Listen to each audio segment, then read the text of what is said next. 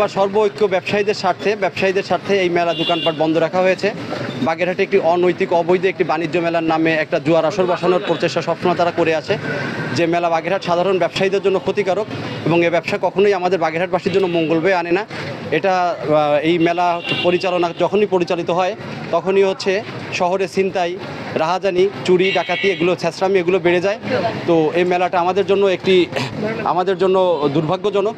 মানববন্ধন করছি প্রেস ক্লাবে, তারপরে ডিসি অফিসে স্মারকলিপি দিছি, এসপি সাহেবকে স্মারকলিপি দিছি যে মেলাটা হলে বাগেরহাটের অর্থনৈতিক অবস্থা খুব খারাপ যাবে এবং ব্যবসা বাণিজ্য বাগেরহাটে নাই, এবং এই মেলাটা যখনই হবে তখন একটা জুয়ার আসর হয়।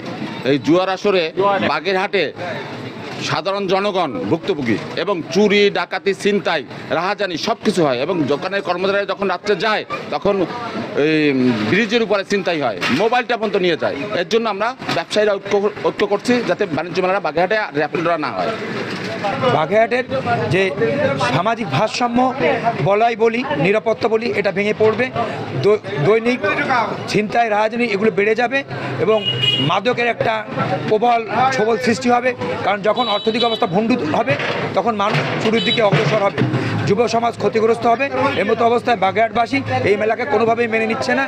মূলত হচ্ছে আমাদের দাবি ছিল বাগেরহাটে কোনো ধরনের বাণিজ্য মেলা বসবে না, কারণ বাগেরহাটের আমরা সবাই একই মত, একই কথা সবার কাছ থেকে বেরোয় আসবে যে বাগেরহাট একটা গরিব অঞ্চল। এখানে বাণিজ্য মেলার নামে যে প্রতারণা হয়, যে টাকাগুলো কাঁচিয়ে নিয়ে যায়।